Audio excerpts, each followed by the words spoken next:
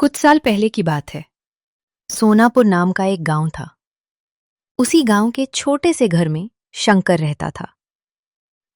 शंकर के साथ रहती थी उसकी पत्नी सीमा और उनकी एक बेटी थी, गुड़िया, जो 5वीं कक्षा में पढ़ती थी।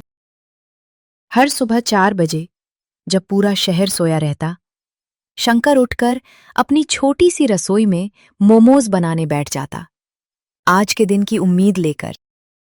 आज भी इतनी जल्दी उठ गए? थोड़ा आराम कर लिया करो। आराम कहाँ सीमा। अगर आज मोमोज अच्छे बने तो शायद गुड़िया की स्कूल फीस का इंतजाम हो जाए। सुबह 7 बजे तक शंकर अपनी छोटी सी रेहड़ी लेकर चौराहे पर पहुंच जाता। धूप हो या बारिश, वो अपनी जगह पर डटा रहता, क्योंकि उसे पता था अगर आज वो नहीं बैठा तो शाम को घर में चूल्हा नहीं जलेगा। चलो शंकर, आज का दिन अच्छा जाए बस। पास ही एक बड़ी दुकान थी शर्मा जी की, जो अक्सर शंकर को ताना मारते नहीं चूकते थे। अरे शंकर, आज फिर लगा ली रेहड़ी? कब तक यूं फुटपाथ पर धंधा चलाओगे भाई? जब तक भगवान हिम्मत दे शर्मा जी, तब तक चलाता रहूंगा। सबकी अपनी अपनी शुरुआत होती है। भाई ये एक प्लेट मोमोज कितने के हैं? जी साहब, 10 रुपए प्लेट, बिल्कुल ताजे बनाए हैं आज सुबह। 10 रुपए बहुत ज्यादा है, 5 में दे दो, वरना सामने वाले से ले लूंगा। साहब, 10 रुपए में भी बड़ी मुश्किल से थोड़ा मुनाफा बचता है। चलिए, आपके लिए 7 रुपए कर देता हूं।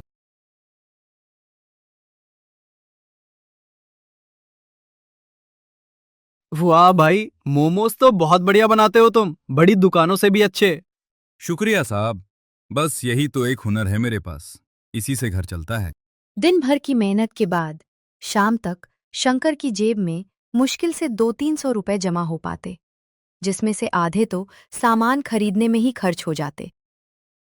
उसी शाम जब शंकर थका हारा घर लौटा तो दरवाजे पर सेठ खड़ा मिला। अरे ओ शंकर, रेडी और सामान के लिए जो उधार लिया था उसकी किश्त 2 महीने से बाकी है। अगर इस हफ्ते तक पैसे नहीं दिए तो ब्याज और बढ़ जाएगा। सेठ जी, थोड़ा और समय दे दीजिए, बस 1 हफ्ता, मैं इंतजाम कर लूंगा। बहुत बार समय दे चुका हूं, इस बार कोई बहाना नहीं चलेगा। सेठ के जाने के बाद शंकर दरवाजे के पास ही बैठ गया, सिर पकड़कर। कैसे करूं मैं ये सब? एक तरफ बेटी की फीस, दूसरी तरफ ये कर्ज। भगवान, कोई तो रास्ता दिखा। गुड़िया दौड़ती हुई आई। उसने पापा को उदास देखा तो मासूमियत से पूछ बैठी, पापा, आप उदास क्यों हैं? क्या हुआ? कुछ नहीं बेटा, बस थोड़ा थक गया हूं। चल, तुझे कहानी सुनाता हूं। शंकर हमेशा अपने दुख अपनी बेटी से छुपाता, क्योंकि वो चाहता था कि उसका बचपन उसकी तरह मुश्किलों में न गुजरे। कुछ दिन बाद एक शाम को रेहड़ी बंद करने का वक्त हो चला था। तभी एक छोटी बच्ची फटे कपड़ों में धीरे धीरे शंकर की रेहड़ी के पास आकर खड़ी हो गई। अंकल, मेरे पास पैसे नहीं हैं, पर बहुत भूख लगी है। 2 दिन से कुछ नहीं खाया। शंकर एक पल के लिए रुक गया। उसने बच्ची की आंखों में वही भूख देखी जो कभी उसने खुद अपने बचपन में महसूस की थी। अरे पगली, पैसों की क्या बात है? बैठ यहां, अभी गर्मा गर्म मोमोज देता हूं तुझे।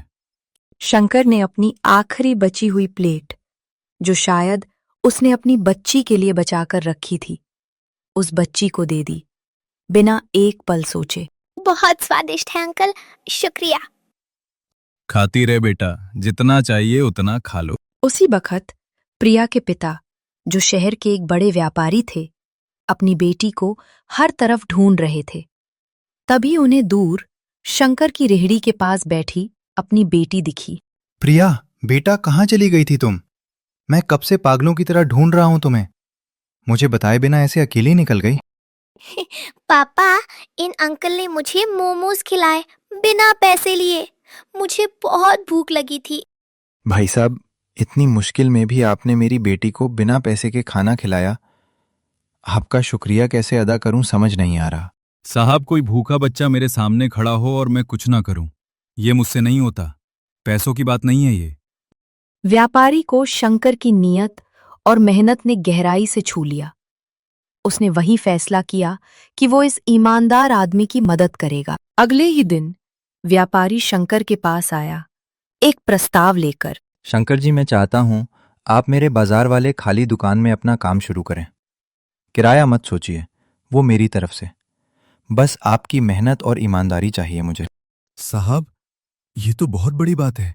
मैं क्या कहूं, समझ नहीं आ रहा। कुछ मत कहिए, बस अपने बच्चों को अच्छी जिंदगी दीजिए। आपने जो नेकी की उसका फल है ये। कुछ ही महीनों में शंकर की छोटी सी रेहड़ी एक साफ सुथरी दुकान में बदल गई। लोग दूर दूर से उसके मोमोज खाने आने लगे। शंकर भाई, आज तुम्हें देखकर सच में गर्व होता है। तुमने मेहनत और नेकी से ये मुकाम हासिल किया। शर्मा जी, भगवान ने मेरी मेहनत का फल दिया। पर एक बात हमेशा याद रखता हूं, कभी किसी भूखे को अपने सामने से भूखा मत जाने देना, चाहे खुद कितनी भी तंगी में क्यों ना हो। आज शंकर की दुकान पर हमेशा भीड़ लगी रहती है।